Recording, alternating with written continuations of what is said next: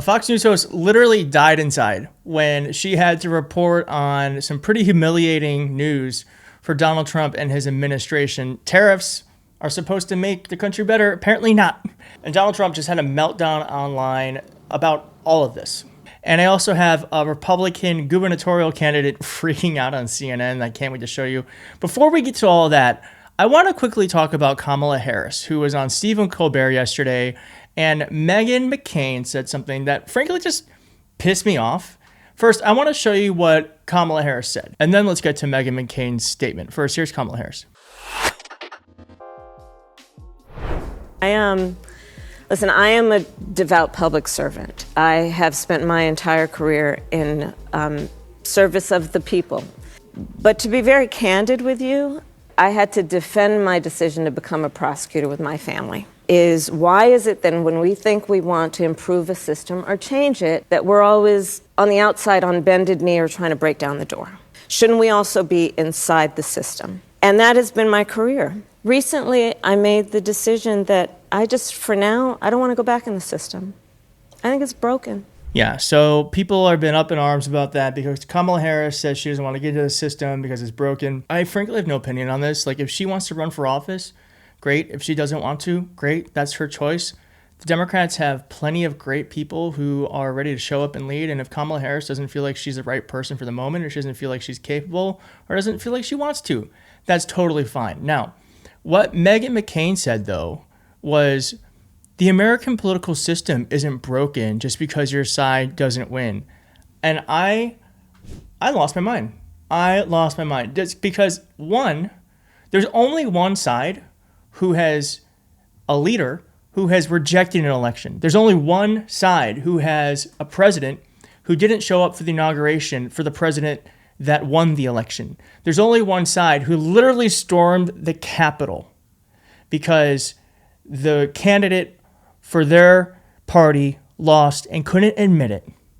So, Meghan McCain, you can go F yourself as far as I'm concerned. And by the way, I don't like you because what have you done with your life? You are the daughter of a senator. Congratulations on being born to important parents. But just because you're born to important parents doesn't make your opinions important. So anyways, F Meghan McCain, and I hope you see this, and I hope it hurts your feelings. Okay. Now, this woman, Winsome Earle Sears, who if you haven't heard a lot about because she's running for governor in Virginia and she's doing a terrible job. She's going to probably lose, let's hope. But she is running for governor, and she had a mental breakdown on CNN. And he was delayed. Yeah, do you want to talk about where my opponent has said that she was always in the room with Joe Biden, and so she knew that he was in cognitive decline, and yet she did nothing. She said nothing. Yeah. That's not what somebody who can be governor I will of tell Virginia. I will tell you. Hold on. Let me just get in because we have actually tried. We have tried to talk to Abigail Spanberger. You're the right thing. You're Lieutenant Governor. Doing the right thing. You're trying to trap me, and that is not why I'm here. No one's trying to trap you. This is the politics of old. Yes, you are, and I'm from a third world country where I've seen this happen. I did not think that here in America we would be talking like this. The people want to talk about the issues. And I want to ask you about the issue right now. There's an issue that I want to ask you about right now.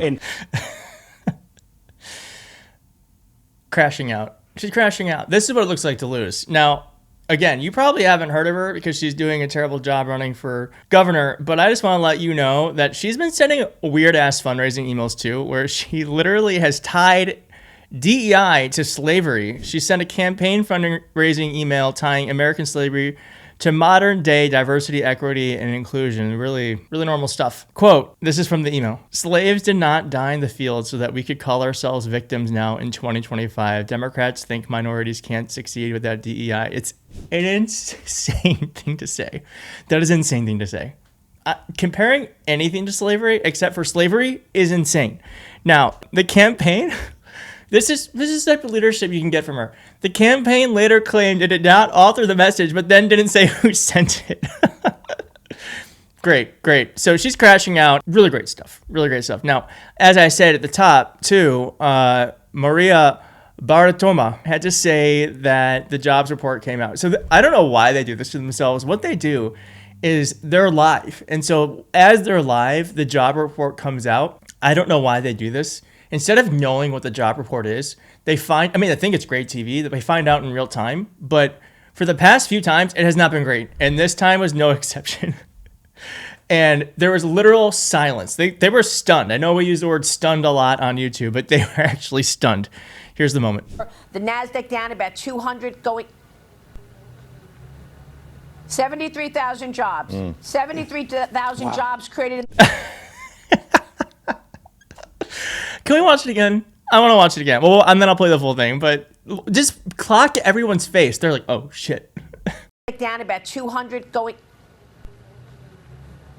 73,000 jobs. 73,000 jobs created in the month of July. Number just coming out. And that's total. 4.2% is the unemployment rate, right in line with expectations. Here are the numbers. For the month of July, jobs came in at 73,000. That was lower. Look at bro in the gray suit, just like trying to fight for his life. He's like taking deep breaths. The month of July, jobs came in at 73,000. That was lower than the expectation, which called for 110,000 jobs. The unemployment rate right in step with expectations at 4.2%. Steve Moore, your reaction. Look, I think this is all a result, this disappointing number is a result of... Disappointing number, ding, ding, ding, ding, ding. The truth was told on Fox for once in their lives. And we're also learning now, too, that Donald Trump literally just now has fired the person who gives these job numbers because he doesn't like that they make him look bad. So we're no longer going to be getting accurate job numbers. He says here that he is going to put someone in charge who has, quote, is much more competent and qualified. In other words, someone who just says the numbers are good even if they're bad. So we're not going to know anymore whether or not this country is growing or shrinking. That is authoritarianism. I also want to show you this because CNN brought this up. And this is something that we need to talk about because this actually is not new. This is where we were when Donald Trump was president the last time. But on those major downward revisions for June and May, I mean, June was initially said to be 147,000 jobs added, now revised to be just 14,000 jobs added. That amounts to the weakest month of job growth since December of 2020. And you attribute that to what, if it is not in part because of the uncertainty created in part by the president's trade war? Oh, I attribute it to the combination of the three things that I described before. About 40% of that is due to seasonal adjustment quirks around teachers. Some of it is due to declining foreign-born employment, even as we created more American-born employment, and that is going to net out in a way that you... All right, lying. He's lying. Lies. He works for the Trump administration, so we can't believe anything he's saying there. But that is such a great statistic that the weakest month of jobs growth since December 2020 when who was president? Donald Trump was president. Turns out maybe we shouldn't have done this. We shouldn't have reelected the man. Oh, well, we did. Now, I'm just going to play, it's not going to play this full thing, but here is something that you can fall asleep to. Is Rep. Brian Steele getting dragged at his own town hall. A listening session that became a yelling session.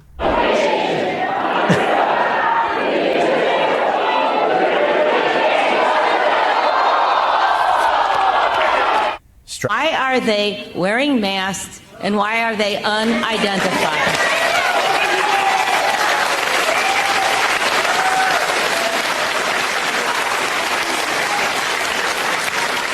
We'll probably agree to disagree on some of my answer here. But what I view is the moral hazard created by the Biden administration by allowing the U.S.-Mexico border to remain insecure. Can we just play a little bit more? Let's just play a little bit more. And so,